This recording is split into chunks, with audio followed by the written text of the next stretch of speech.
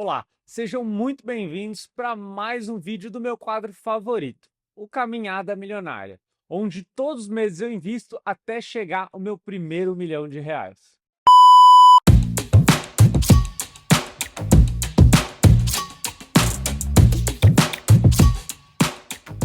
E para quem já acompanha o canal sabe que eu não gosto de ficar enrolando muito para começar o vídeo. Então já vamos dar uma olhada em como está a carteira para esse mês. A primeira coisa que a gente consegue ver aqui no quadro de resumos, como que vem se comportando a nossa carteira de uma forma geral. Quando a gente olha esse verde mais escuro aqui, é o quanto a gente colocou de dinheiro ao longo dos meses.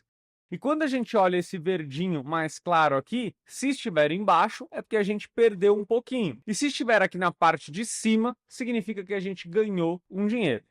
Mas calma, que isso não necessariamente significa que é bom ou ruim, e a gente vai discutir isso daqui nos próximos momentos. Mas em resumo, vocês podem ver que se a gente aumenta aqui o filtro para desde o começo de 2024, foi quando a gente começou com R$ 500 por mês, a gente passou por um período que começou ali no final de 2024 até o começo de 2025 com um negativo. Isso se dava principalmente por conta da marcação no mercado. Se a gente olha a cada mês, o prejuízo ia aumentando, porque as coisas, os investimentos iam caindo de preço e a gente ia comprando cada vez mais. Então isso foi muito importante. E aí no começo de 2025 o jogo começou a mudar, até que agora a gente zerou e tem até um lucrozinho acumulado, entre mil aspas, tá, pessoal? Outro ponto importante, eu separo a carteira em 3 grandes blocos. Isso é muito importante. Primeiro, o maior aqui, os fundos imobiliários, tem aquele papel de me gerar renda mensalmente. Porque quando eu compro um fundo imobiliário, eu estou indiretamente comprando um pedaço de vários imóveis. Então a ideia é que eu tenha recorrência de renda. Isso me ajuda a comprar mais cotas de consórcio, que são meu principal foco em investimento. Então quanto mais fundo imobiliário eu tenho, mais segurança eu tenho de comprar mais cotas. Então as cotas que contemplam, eu vendo e coloco mais fundos imobiliários. E assim eu vou aumentando a proporção dos meus investimentos e do meu patrimônio. A segunda categoria, que aqui ainda está representando bastante, porque a gente começou há pouco tempo, é a previdência. A ideia da minha previdência é fazer com que minha família vá tendo mais segurança ao longo do tempo. Porque uma previdência, ao contrário dos outros investimentos, ela não entra no inventário caso eu venha a faltar. Então a ideia aqui é ter uma poupança que consegue dar uma indenização direta caso eu venha a falecer. E lá na frente, se não acontecer nada, se Deus quiser não aconteça nada, eu consigo resgatar esse dinheiro de duas formas. Ou resgatar todo o dinheiro, ou transformar em renda para o resto da minha vida, por exemplo.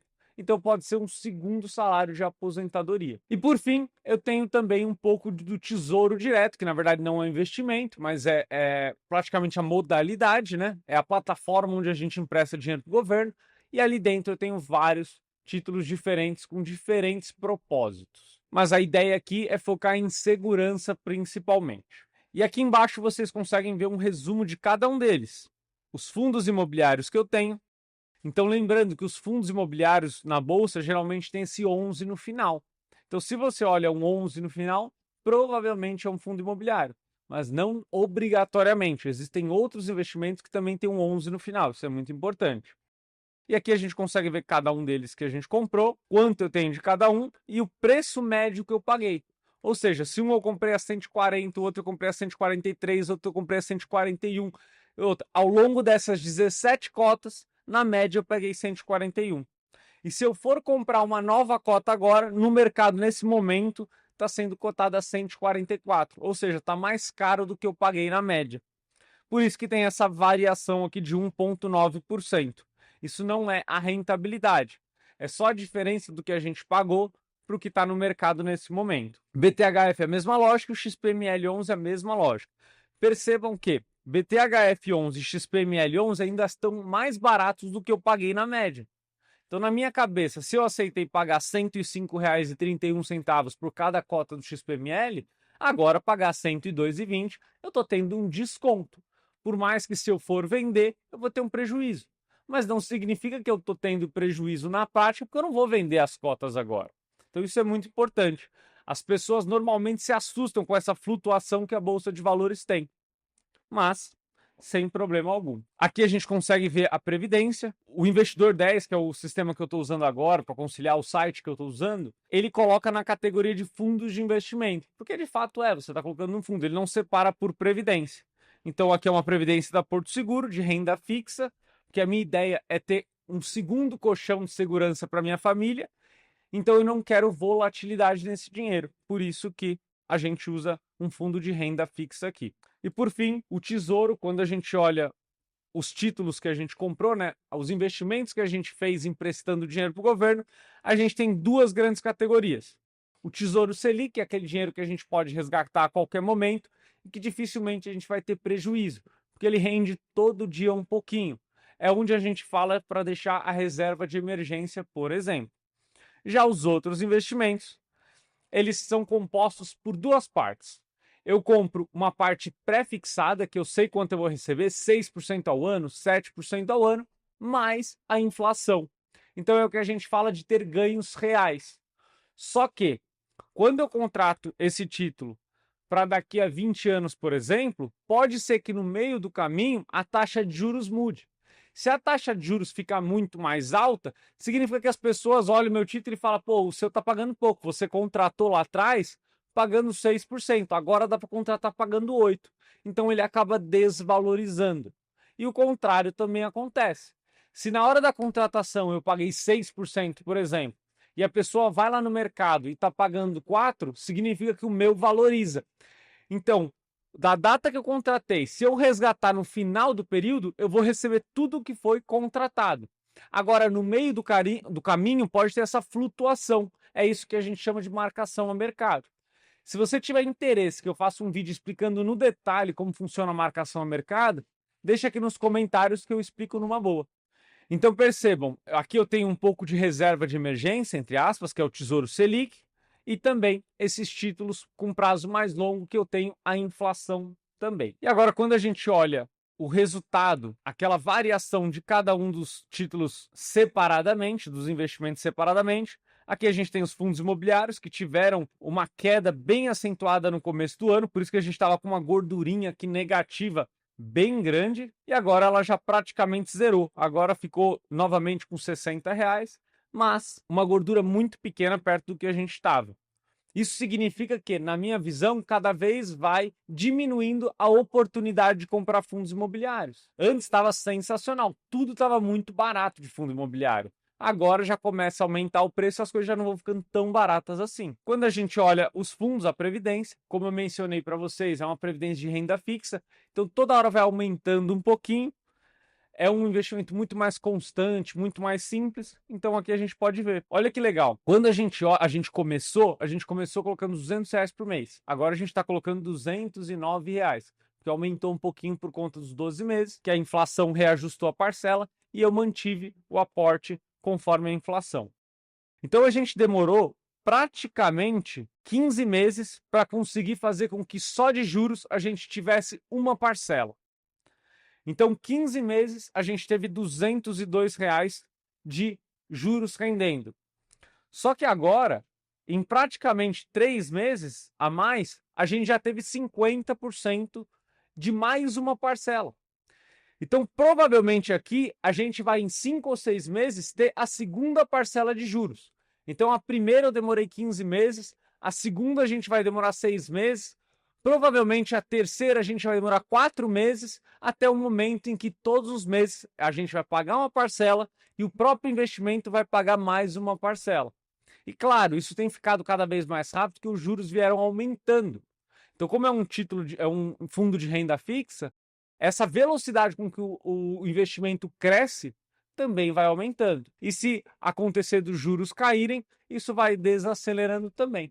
Mas isso é muito importante, esse efeito dos juros compostos sobre os investimentos. E por fim, quando a gente olha o Tesouro Direto, que são a grana que a gente emprestou para o governo, teve o mesmo movimento. Se vocês olharem aqui, quando os juros foram aumentando, a gente teve a marcação a mercado, por isso ficou bem negativo. E agora a gente praticamente zerou, tá com R$ 4 de lucro, né, de ganho, isso considerando se eu fosse vender agora. Mas a ideia não é vender agora, é ir carregando. Até porque eu tenho R$ 100 em um, R$ 100 no outro, R$ 200 no outro.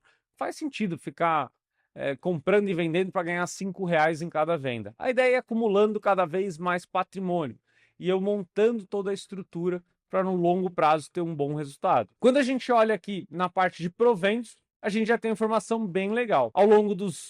Desde que a gente começou, né, ao longo de 1 ano e meio mais ou menos, a gente já tem aqui um aumento bem significativo. Se a gente olhar aqui agora, a gente está gravando no começo de junho, então já teve 2 fundos que já divulgaram os proventos. Não significa necessariamente que a gente já recebeu esse mês, mas já está previsto o pagamento. Quando a gente olha a evolução, a gente começou em janeiro recebendo R$ 1,80. No mês passado a gente recebeu R$ 47. Quando a gente olha anualmente isso, em 2024 inteiro a gente fez R$ 173 de proventos. E nesse ano a gente ainda nem completou a metade do mês e a gente já fez quase R$ 50 a mais, quase 30, 40% a mais do que no ano passado. E provavelmente em 2026, em um mês, a gente vai fazer tudo que a gente fez em 2024. E esse é o efeito dos juros compostos nos investimentos. Mais um sinal de que a gente está no caminho certo. Outro ponto importante, a gente recebeu até agora R$ 397. E quando a gente olha aqui no resumo, ele considera que a gente colocou R$ 10.899 do nosso bolso. Só que eu nunca resgatei R$ 1 dos proventos. Todos os proventos que a gente recebeu de fundo imobiliário eu coloquei na carteira novamente. Então, do bolso, de fato, de Pix que eu fiz para a corretora, o valor é bem menor. Então, a gente teria mais ou menos aí R$ 10.500 e o patrimônio já está em 11.100 e pouco. Então, essa é uma informação muito importante para se analisar. Vou mostrar para vocês, eu já fiz as compras, né, para a gente não atrasar aqui. O que a gente comprou esse mês? Primeira coisa, a Previdência, como todos os meses, a gente pagou agora R$ 209,75. Logo mais a gente já vai ter o segundo reajuste. A gente comprou um pouquinho de fundo imobiliário, de BTHF11 e também XPML11. Percebam que no momento que eu fiz a compra, eu paguei mais caro do que está hoje. Então olha que interessante, eu conseguiria comprar mais barato ainda hoje. Aí você pode falar, pô, Nicolas, mas faz pouca diferença. Faz, mas se você consegue ter algumas opções de fundos imobiliários e conforme você vai vendo que está um pouco mais barato, você vai diversificando isso, você economiza umas moedas e consegue comprar um pouco mais de cota ao longo do tempo. Isso é muito interessante. Sem contar que a pessoa que compra um fundo imobiliário que paga R$ 1 por mês a R$ 50, ela tem 2% de rentabilidade. A pessoa que comprou o mesmo fundo imobiliário a R$ 100, ela tem 1% de rentabilidade. Então é importante a gente ter essa noção de que quanto a gente paga por algum investimento faz diferença. E outra coisa que eu comprei também, que vocês já viram lá na lista dos ativos, é um pouquinho mais de Tesouro IPCA 2045 e um pouquinho mais de Tesouro Selic 2031. Então, ao todo, praticamente R$ 700 aí, que é o que a gente está aportando esse ano. No ano que vem, a gente vai aumentar mais um pouco e assim continuar fazendo os nossos investimentos. Reforço aqui também que a ideia dessa carteira é ela ser complementar aos investimentos com consórcio. Se você quiser saber como funcionam os investimentos com consórcio, tem outro perfil, eu vou deixar aqui no link da descrição o MCPC, o Manual de Construção de Patrimônio Consórcio, onde você consegue aprender tudo o que você precisa para fazer dinheiro com cotas de consórcio. Se você gostou desse vídeo, se inscreva no canal e deixe o seu like, que me ajuda a levar cada vez mais informação para as pessoas. Até o próximo vídeo. Tchau, tchau.